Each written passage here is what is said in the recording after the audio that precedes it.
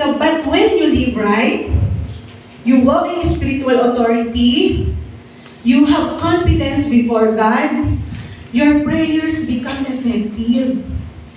Ayan po. So, kung tayo po ay mamumuhay, ayon sa katuwiran ng Diyos, no po, mamumuhay tayo ng matuwid, lalakad tayo, no po,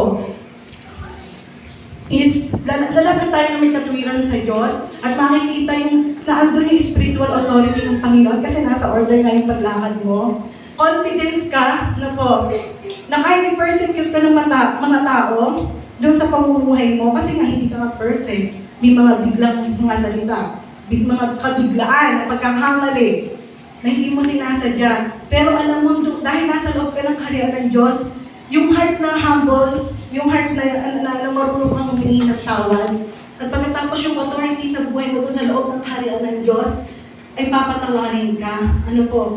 Sabi po dito, your prayers become effective pag-cover ka ng Panginoon doon sa kanyang kaharian. So, ibig sabihin pa na pagkalabas ka sa kaharian ng Diyos, you are not covered. Sino yung nag-covered sa'yo? Kaya po minsan nakakalungkot sa ating pamilya, meron pong may mga kasama tayo sa pamilya natin, alam po, na kagaya ka po, hindi ko yung anak ko. Kasi palibasa 22 na yung anak ko pangalan, hindi ko na hawak yung mga desisyon niya. Hindi ko na hawak. Pero, syempre, ang nanay lagi naka-backup. Lagi naka-backup dapat yung nanay.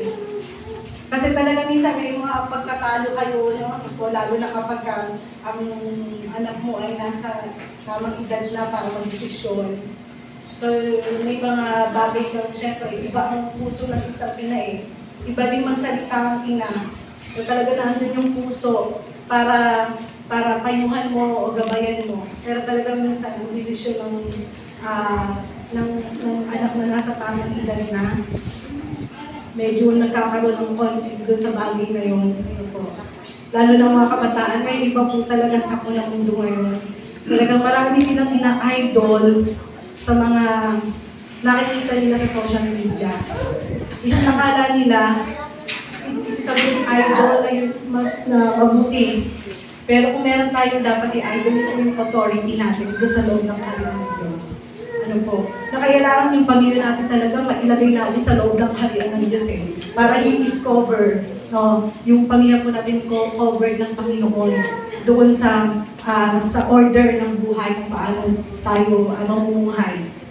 Sabi po dito, but when you live right, you walk in spiritual authority. Kinikilala mo yung authority ng Panginoon sa buhay mo, spiritually, physically, mentally, emotionally.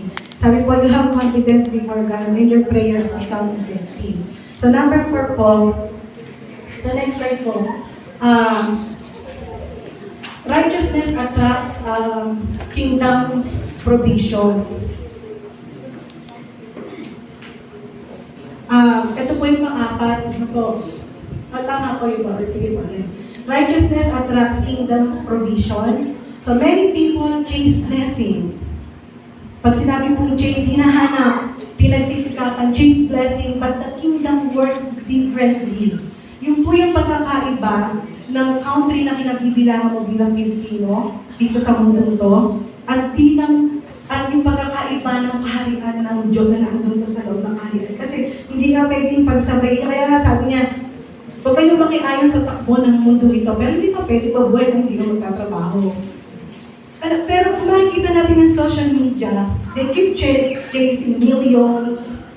Kasi yun yung na-attract sila doon, keep chasing millions. Which is nakakalungkot, ano po, kasi umiiral na yung pera and money is divine evil. Kapag chinace mo yan ng chinace, hindi yan ang nasa loob ng kaharian ng Diyos.